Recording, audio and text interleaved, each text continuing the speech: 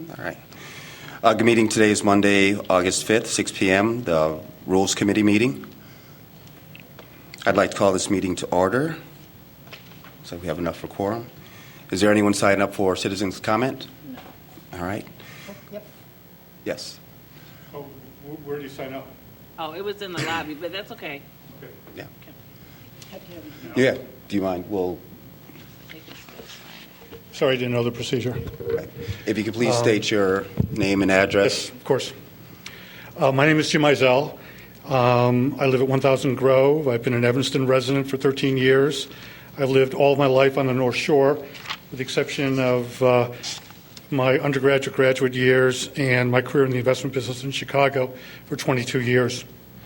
I'm here to comment on the process of reallocating equipment funds for the umbrella of channels of which the city is a privileged member.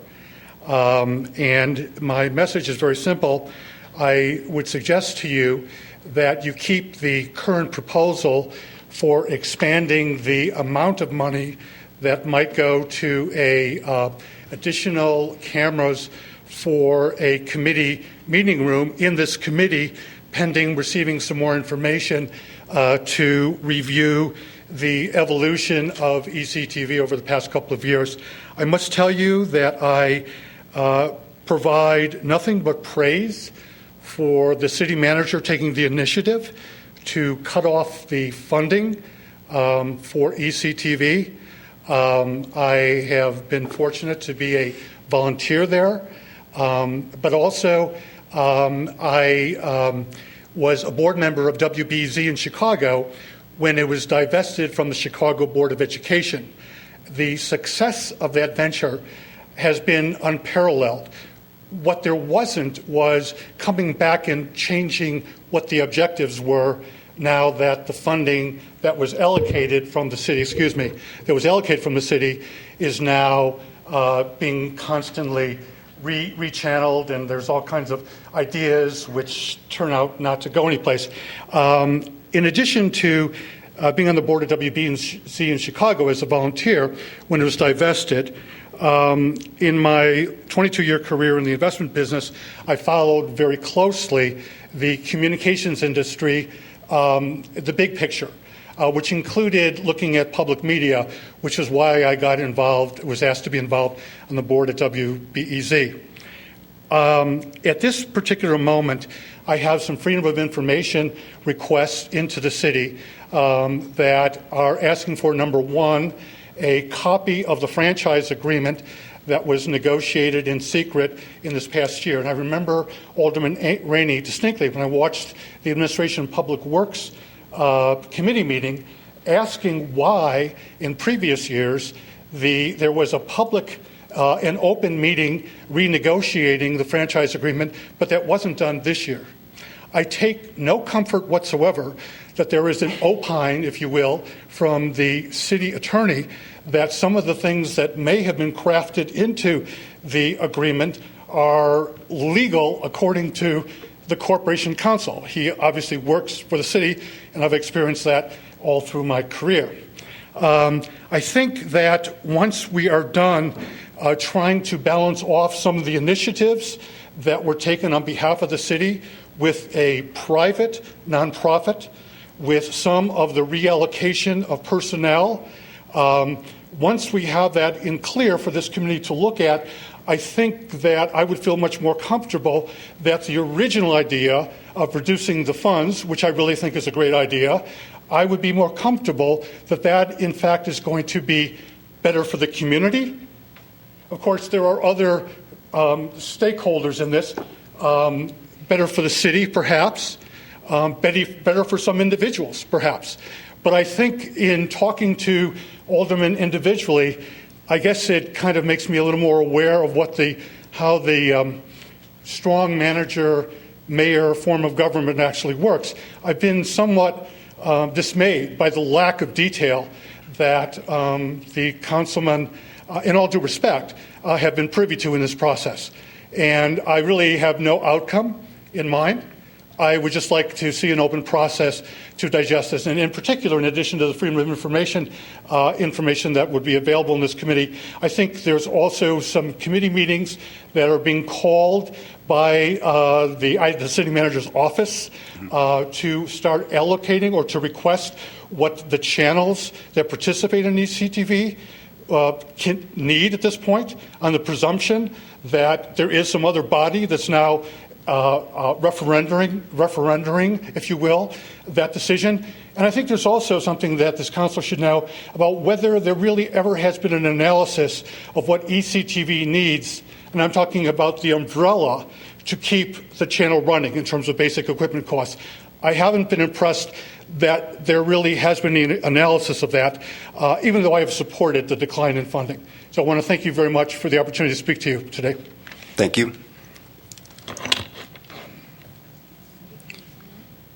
Is that it for citizen comments? Okay, good. Can we make sure that he signs up? Item 3, approval of minutes from the regular meeting, June 3rd, 2013. Is there a motion? Motion to approve. Second. It's been properly moved and seconded. All those in favor? Aye. Seeing no opposed. Next item 4, approval of the 2013-2017 Mayor Pro Tem schedule. All right, it's been properly moved and seconded. All those in favor signify by saying aye. Oh, I'm sorry. Alderman Rainey. When I served as Mayor Pro Tem for Mayor Tisdale a few weeks ago, there was a comment that I didn't need to vote on an issue that came up. And I just want us to all be clear that the Mayor Pro Tem, being an alderman, has all the privileges and rights of an alderman. So just to make a statement about this. Thank you, Alderman Rainey. Are there any other comments? The implication was unless there was a need to cast a vote to make something win or lose, that there wasn't any reason for me to vote. So just Understood. Okay. Any other comments? Ready to call the question? All those in favor? aye. Any opposed? All right. Next item is the approval of the City Council membership / chairman schedule for 2013 through 17. Move approval. It's been properly moved and seconded. Seeing no lights. All those in favor? Aye. Seeing none opposed. Passes. Item 6, revisions to the City Council rules. Mr. Chairman, members of Approval. Okay, so we. Just to get it Yep. out there. It's been moved and seconded. City Manager. Mr. Chair, members of the committee, good evening. We have been collecting up, Mr. Farrar and I, of various revisions to the City Council rules as they've been raised over the course of probably the last 12, 18 months. We wanted to take this opportunity this evening to present to you some revised rules. Mr. Farrar is here and I think can quickly walk the committee through those rules. Hopefully there's nothing here that you haven't either discussed in passing or directed us to add to the list of rules amendments over the last while. So, Mr. Farrar, if you wouldn't mind walking us through the changes. Thank you, Manager. Madam Mayor, members of the Rules Committee, Chairman Braithwaite, Grant Farrar Corporation Counsel. With respect to the proposed rule revisions that are before you, yes, we've been compiling a laundry list of suggested revisions. The substantive revisions are highlighted and underscored. With respect to the two really new revisions that are proposed, one relates to the Compensation Committee, and then the second relates to the Ward Communications Policy. The Compensation Committee, I think, is an appropriate possible inclusion into the rules such that when this issue comes back up before the next 2017 election, that there will be adequate time for the mayor to make appointments and to have that process have the appropriate lead time such that compensation for the various elected officials can be done in accordance with the Illinois compiled statutes and the city code. The Ward Communications Policy was previously addressed by the Rules Committee last September, and this distillation of proposed language hopefully encompasses items that were discussed at that point in time And the other revisions throughout the rules make some revisions into the quorum requirements based upon changes in composition of the relative committees. There's also a proposed change with respect to the citizen participation section in Section 6, which reflects and memorializes the positive Cook County State's Attorney opinion that this council and the mayor received recently relative to lawfully promulgated regulations on time, place, and manner relative to council meetings. And what I thought would be appropriate is if the case that we cited to both the state's attorney and the attorney general, and was also quoted favorably by the state's attorney, upholding the reasonable time, place, and manner restrictions, that case would be incorporated within these rules. There's also some other changes relative to references. There has been some questions relative to a committee. Strike that. Recommendations. There have been some questions raised in the past about committee making a recommendation, and I thought it might be appropriate just to have it recited in 9.92 that a committee may transmit a proposed ordinance or resolution with no recommendation. And then, of course, there's always something that is of concern to the council relative to scheduling of committee meetings and times of committee meetings. So we tried to do some cleanup language to clarify some of that. And then we did not propose language, staff did not propose language relative to the planning and development time, but I know that has been something that has been discussed in the past. So I'm happy to answer any questions that the committee has this time. Thank you for your report. Alderman Rainey, followed by Alderman Fisk. Thanks, Grant, for doing this, and to your staff. On the matter of the compensation committee, where would we find their duties, responsibilities, and obligations? That is not set forth in the city code. The city code in Title I does indicate that a compensation committee must be appointed. I think that in past practice there might have been some rules and procedures promulgated on an informal basis. If you recall, in the last election cycle, there was a little bit of a time compression. So those there's not any standing organic document that speaks to that. I really think, and really not talking to you about this, but to my council members, that the Rules Committee, this is a perfect item for the Rules Committee to deal with. I think we really need to do that. I know that I personally do not feel welcome at those meetings, and I feel that not all the members of those committees really hear from aldermen about what it is that we do and the kind of time that we spend, et cetera. So I would like us to work on some obligations, duties, and responsibilities of that committee, other than saying at the end, they're overpaid or they don't get enough, whatever it is that they say. I think we ought to weigh in on, being heard. Thank you, Alderman Rainey. Alderman Fisk. So that's an official That's a referral Okay. to the Rules Committee for the future? Got it. Mr. Chair, Alderman Rainey, one of the reasons we are proposing to include this is so that it's not forgotten. Right, it's a good idea. One of the challenges we had a year and a half ago was that there was a concern that we weren't on top of it all collectively together. Perhaps what we could do is come back to you with a draft document that would be an appendix to the rules, again, to keep this all traveling together. So if there's other comments, we'll take them down, but perhaps if the committee would let us come back in a month or two with some proposed rules that would be an appendix to the council's rules, we'd be happy to. Alderman Rainey, is that Thank you. along the Thank lines you. of what you're thinking? Perfect. Alderman Fisk. Thank you. In Section 9.2, the standing committees, underlined you have contingent upon enough matters being scheduled. What's enough matters? Judy, where are you? Oh, on 9.2? 21. Okay, I'm looking at 21. Well, that's obviously in the determination of the chair and the city manager and the members of that committee. What happened was the language was previously specified as a shall meet.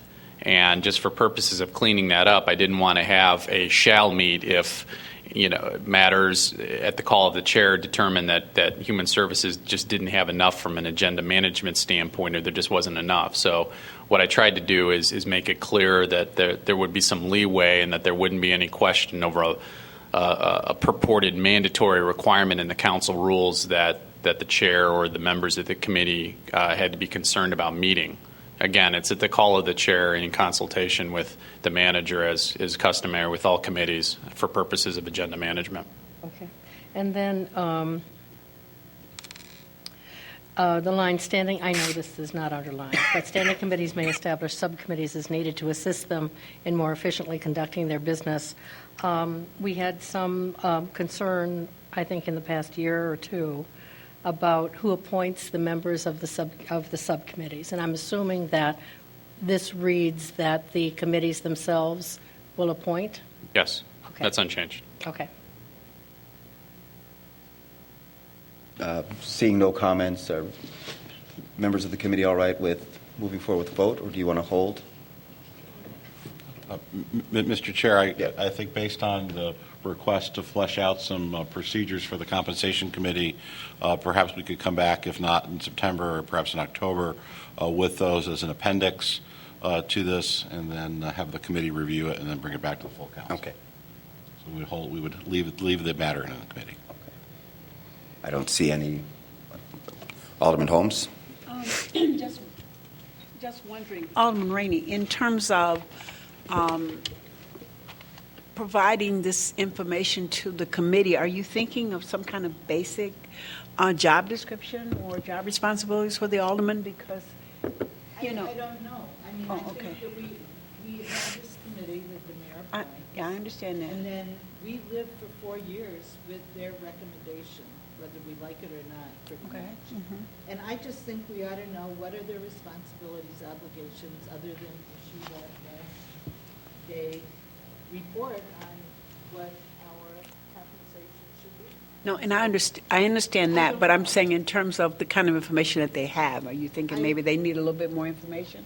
I Or- don't know. I've oh, never okay. been invited to attend one of their meetings and never felt Okay. comfortable going to one. Okay, I just was wondering. I just don't know what they do. And Okay. All right. So it sounds like we're going to hold this over until our next Rules Committee meeting, and we'll get an update from staff. Is everyone generally okay with that? All right. Okay. Next item, report on neighborhood social media sites. Mr. Chair, I'm sorry. Oh. Mr. Chair, members of the committee, we're going to ask that we also hold this over. Alderman Grover is out of town, and in talking with her, she was anxious to be part of the discussion with this. This is a referral that she made to the committee probably 4 or 5 months ago, talking about what other things the council may wish to do as far as engaging the community. We've proposed an existing commercial site called Nextdoor, which many communities use. We would be happy to make a presentation at your next meeting to talk further about this, or talk about any of the other existing things that we're doing. This is not meant to replace any of the ways we communicate with our residents through our website, through our e-newsletters, through Facebook, Twitter, other electronic forms, but there was a request by Alderman Grover to look at other things that other communities were doing above and beyond what we were doing, and this is one of those things. Okay. Alderman Rainey? Well, this is the perfect setting to have that discussion. However, I just hope Alderman Grover knows that many wards have lots of communication already going on, and to some extent, and I'm not even talking about my message board, I'm talking about the 4 or 5 news groups that I know of in my ward. They're not going to start over, I doubt, because they're strings, and I just can't see it. So I guess it would be great for people who don't have something or who want to change, but I got the feeling she's not familiar with some of the methods that are already taking place.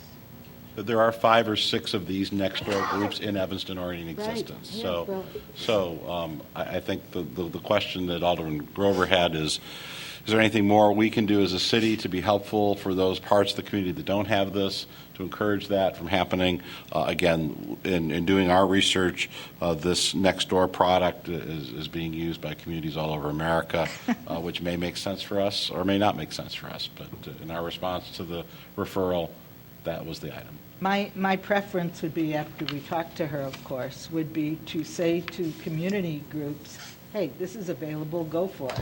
I mean, I don't see that the city needs to be implementing or facilitating every single move that a neighborhood group makes, but that's just me. Thank you, Alderman Rainey. You're welcome. Any other discussions? Okay, this item will be held over to our next Rules Committee meeting. Item number 8, update on City Council chambers and committee room video issues. Yes, you have before you a staff report from Mr. Swimkowski, and he is here to walk you through this and answer some questions. But before he starts, a couple of initial comments. When we brought this to the City Council back in May for the improvements of the camera and audio facilities in this room, we had said at that time we would be using high-definition cameras. Just to repeat to folks, we understand that the cable system is not capable of broadcasting in high definition, and we've known that from the beginning. What we think does make sense is to move forward with equipment that is current and state-of-the-art now, and that's why we're proposing this. We see already people viewing the council meetings on YouTube, the desire for streaming video, all that can be done in high definition. So we think that makes sense. You did ask us to look at options for, as part of this project, to extend it into an additional room. And so Mr. Swimkowski has outlined for you what will be required in order to do that, and then the costs associated with that. We have funds from last year. If you recall, the city swapped some money with ECMC as they were running out of money. They had some PEG facility equipment funds that we basically took from them and gave them unencumbered funds in order to help make their payroll. So that $40,000, I believe Mr. Swimkowski, is from the last year. We are also anticipating additional PEG monies in the coming year. If you recall, we've had a 10-year agreement with ECMC, which concluded last year. ECMC, up until that time, was responsible for the allocation of the PEG dollars. With the conclusion of that agreement, they are no longer solely responsible for the allocation of that equipment money, and we will be meeting shortly with ECMC, District 65, District 202, to come back to the council probably sometime during the fall for suggestions for that allocation. Previously, the city really had not enjoyed, at least in recent years, any of that money was largely going to ECMC for equipment. From time to time, District 65, District 202 was able to access it.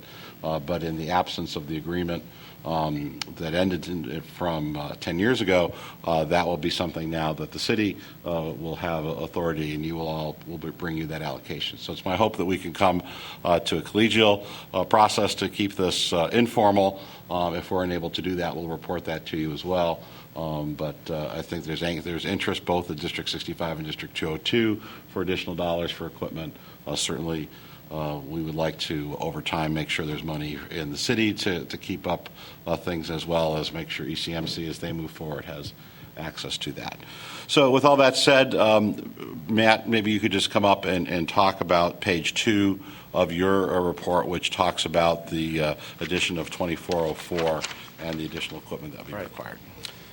Madam Mayor, members of the City Council, City Manager Bobowitz, Matt Swimkowski, Intergovernmental Affairs Coordinator.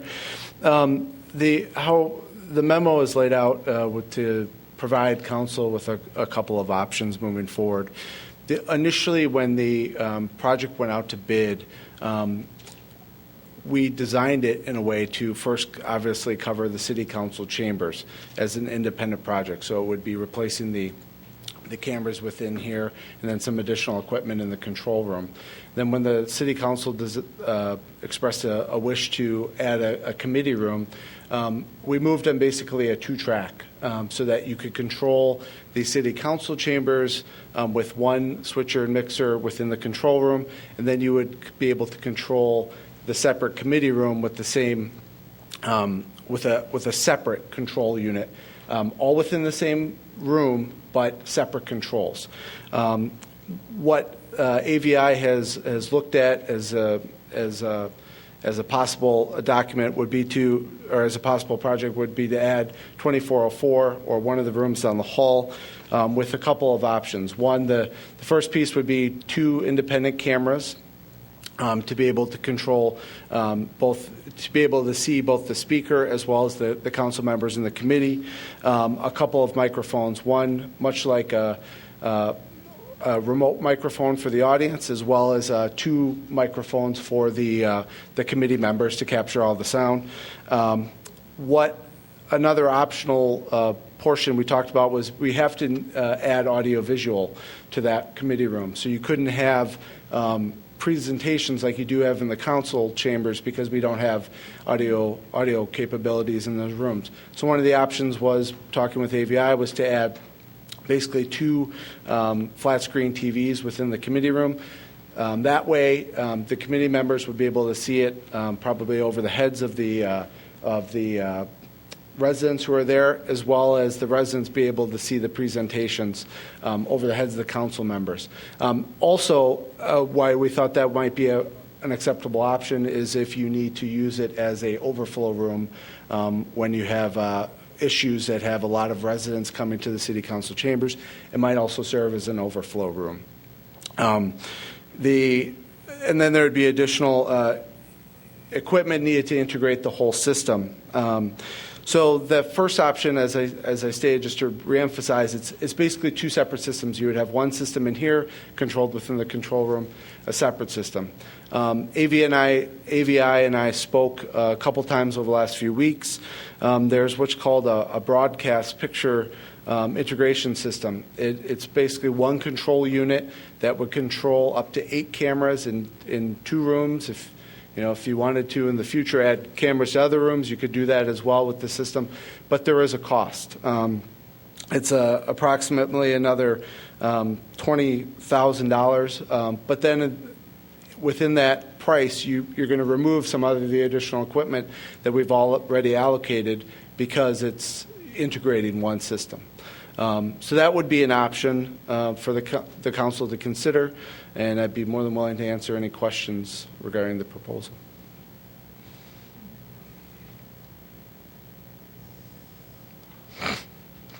Alderman Rainey. Thank you, Alderman Braithwaite. So, Matt, what's the deal with the incompatibility with the HD cameras and the current system? Sure. I mean, that's what we're looking at here, right? Right. So And I have no idea about this technology, not a clue. So try and make it simple. The simplest answer, Alderman Rainey and members of the council, is that Comcast cannot broadcast your meetings over HD.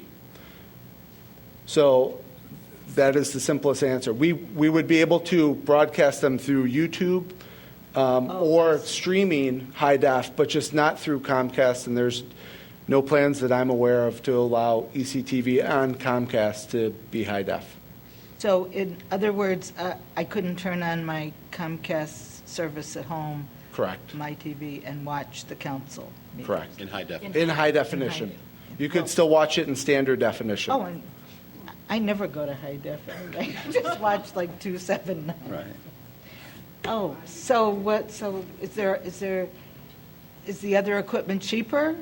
Well, the two-track method, the 2 tracks you have in the rooms, it is cheaper.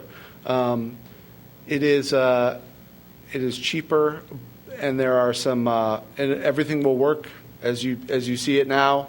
It'll be in high def. It'll be a lot of upgrades.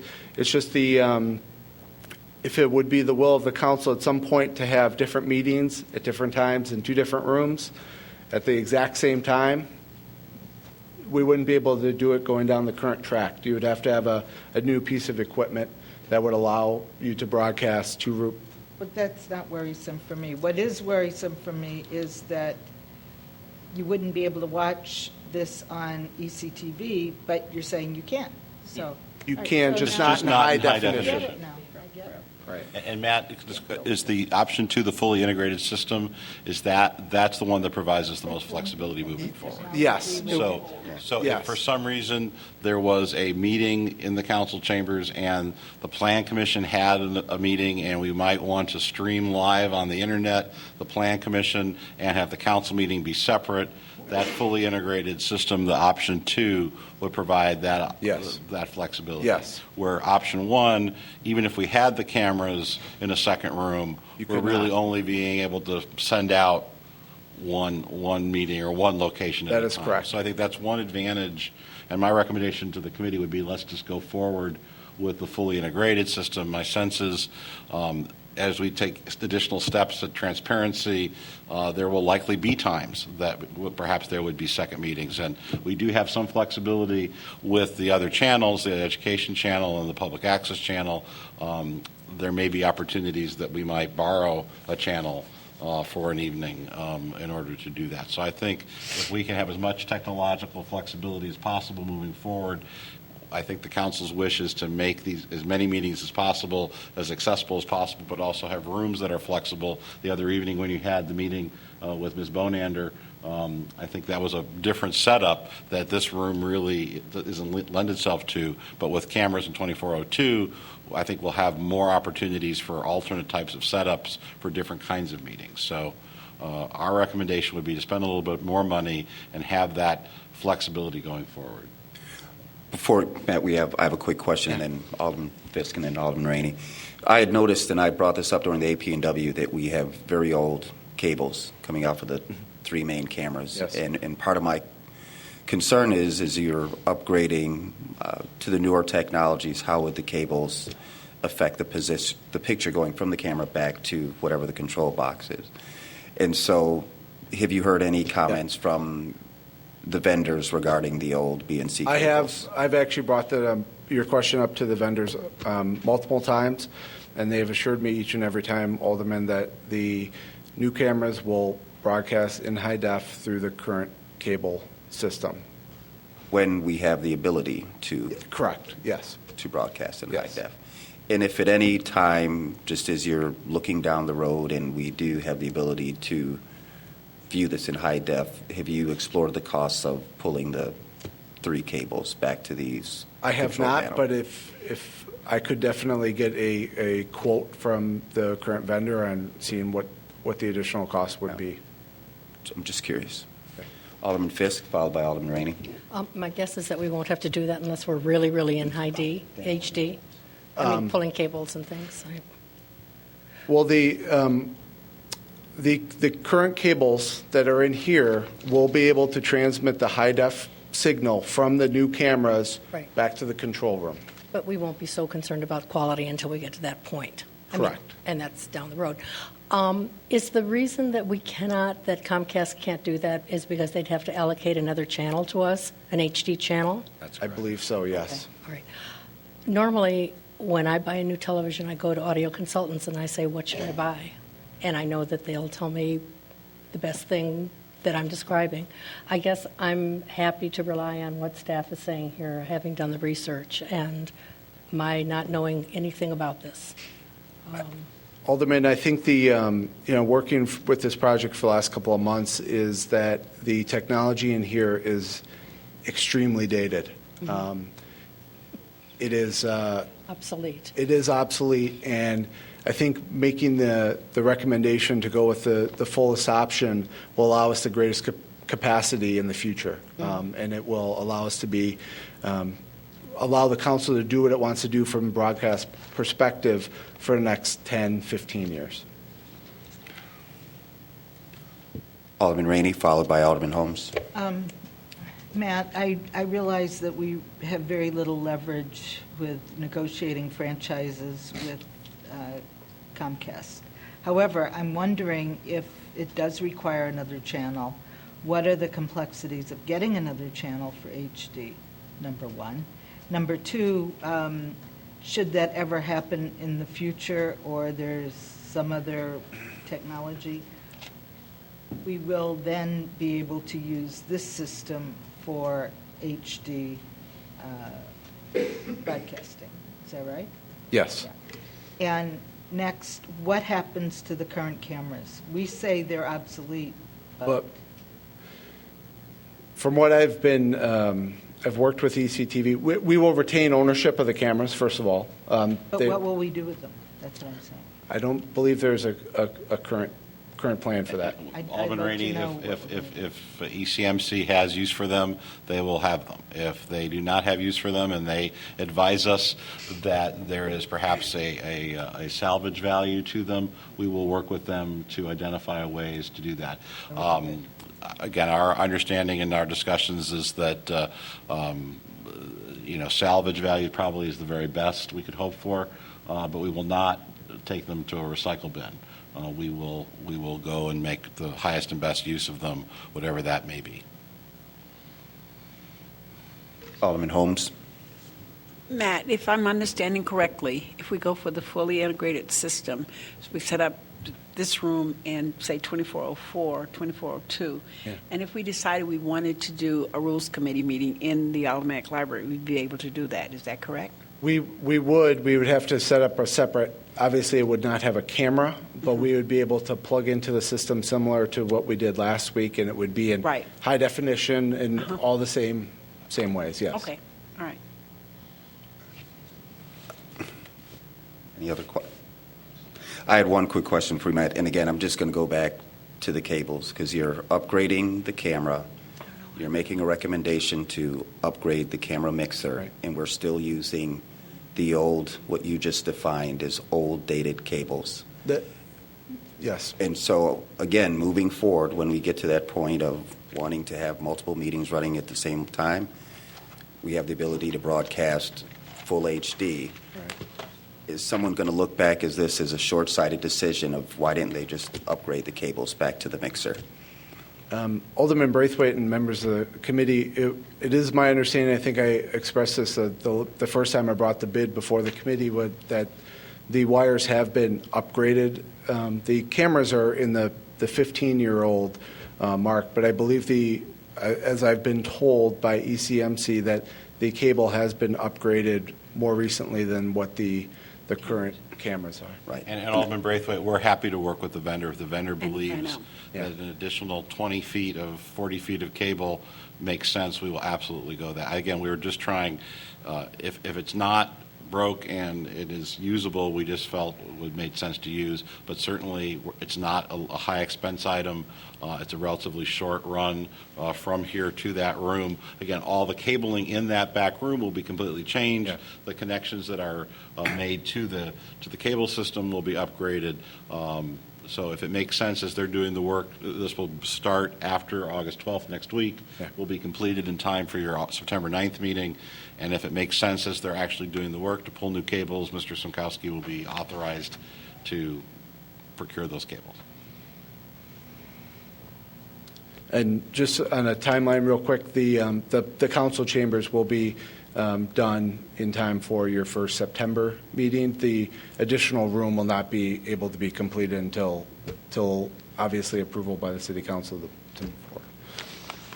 And we would bring, Mr. Chair, if the committee would give direction, we would come back to the full council with a change order at your August 12th meeting. Thank you. Alderman Rainey. I have one other question, and that is the position of the cameras. Yes. There are people on this council that the cameras look right into their face. There are other people on the council where the angle is just so horrendous.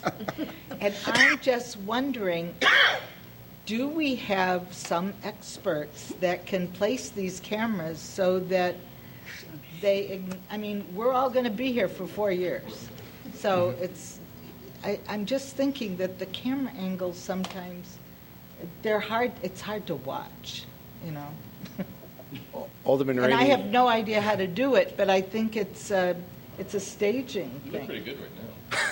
Alderman Rainey and members of the committee, the current setup for the cameras would be approximately the same positions as they are now, but I could definitely talk with AVI to see if there's a more appropriate measure, as well as the fourth camera will be actually approximately behind Alderman Holmes, hanging from the ceiling with full capability of tilting. For the audience? Yes, for the audience and especially for the speaker. Right. I mean, it would be easy to see just by looking at a program, a rerun. Again, Alderman Rainey, members of the committee, I think one of our concerns, just as you look around at the cameras, there's a certain height limit that we need to be mindful of members of the audience. There may be opportunities to lower the camera, certainly in the two corners a little bit. The one in the center, we're just limited by, again, just wall space. So we'll do that. But I think, again, as the cameras were installed, I think that was the best idea. And if we can lower them a foot or so in order to get them more, I think, Alderman Rainey, that's your concern, is that it's a more level angle rather than a 45-degree angle, that it's less sharp. So is that your concern, Alderman Rainey? I can't even explain it. I think somebody who knows about those things should just take a look at how it comes up. Because when you're looking at the school board, for example, I mean, it's like it doesn't seem so. There aren't so many options for. Maybe they only have one camera. I don't know. Maybe that's right. Huh? They have a drone. It says they have a drone. Didn't we outlaw those? Oh, good Lord. No, we didn't. I know. Anyway, so it's just a suggestion. We're spending this money. We're getting new cameras. Let's look at everything. I mean, tables, whatever. And Alderman Rainey, I also fear that one piece of this project that we're not addressing, which we will likely need to at some later point, is lighting. In that the high definition cameras lighting, the high definition cameras will be very good, and I think that the lighting here will probably not provide the best television picture. And so we may need to consider at some future point some changes in lighting, and maybe that's a project for the summer of 2014 to deal with some of the lighting issues in this room. I'm curious, Matt, just when they come out, there's one of the cameras, if it's feasible to hang that camera on the other side of the wall since the cable's already pulled. Yeah.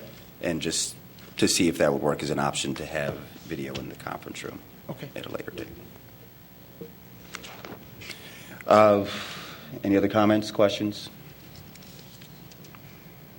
Do we need a motion to accept the report, or do you need a motion to approve the expense, or do we need to decide on 84 versus 96?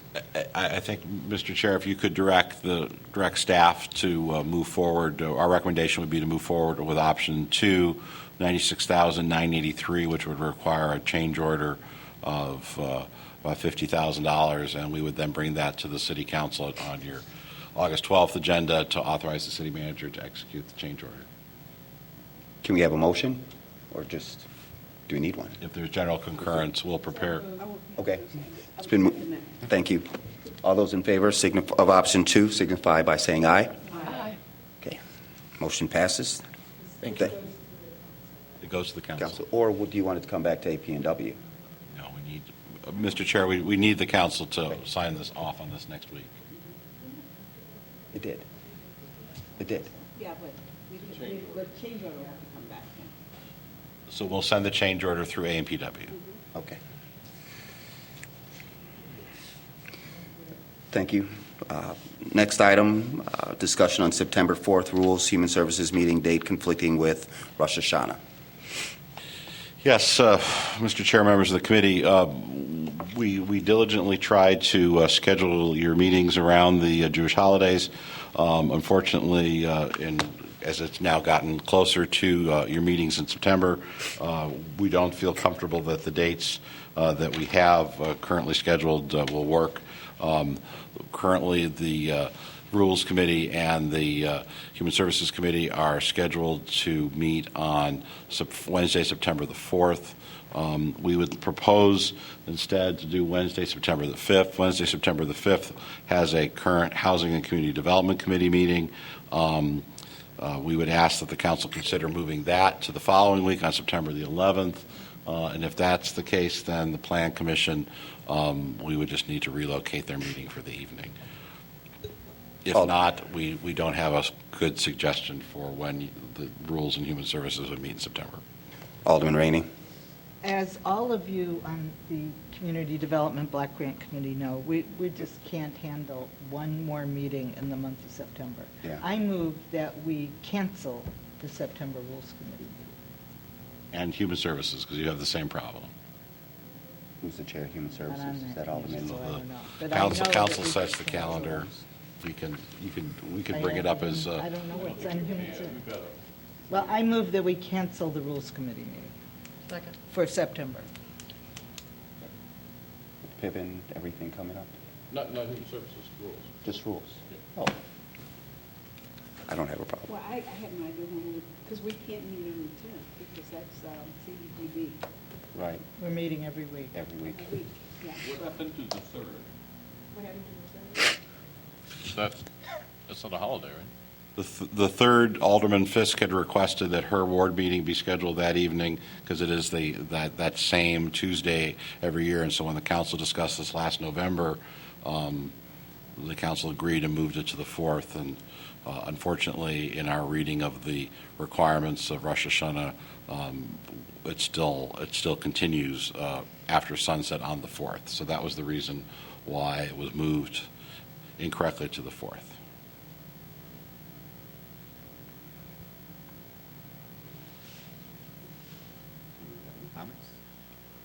Well,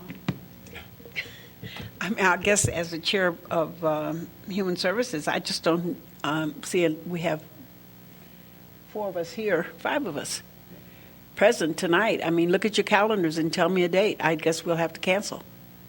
I can do it on the 18th. I can't on the 11th. Well, I can't do it on the 18th because The week that of the is 9th. that is no, that's a CDGB meeting. Okay. Yeah, Very important. I've just. What? Mr. Now Chair. we're just trying to figure out another date for. Mr. Chair, members of the committee, we're going to be coming back to the council next That week meeting's with already- basically your fall calendar. You have 5 Mondays in the month of September. We would propose as an alternative, if you wanted to look at September the 16th, that would have been a city council meeting. If the Human Services Committee wishes to meet that evening instead, you could do that, and then we would ask that the council then consider a meeting on September 30th. We're also trying to find a date to have Gene Bonander come back and continue your goals discussion. We're tentatively looking at September 30th as a date to do that on the 5th Monday. We'd be happy to work around whatever the council's desires. Well, City Manager, what do you have scheduled on the 16th as a city council meeting? I mean, I know it's a city council meeting, but is there something special on the agenda for that night? Because if not, I think that would be a good alternative. Again, we're trying to manage the calendar through the fall. If Human Services needs to happen on the 16th, we'll move other items that would have been discussed. That's the, for items for general discussion, there are some other items that we had hoped the council would consider. None of them are critical. Okay, then so let's if you'd do like that. to do Human Services On the 16th. on the Is that- 16th. I mean, you should have it scheduled anyway because we had a meeting already scheduled. So we just do Human Services instead of City Council.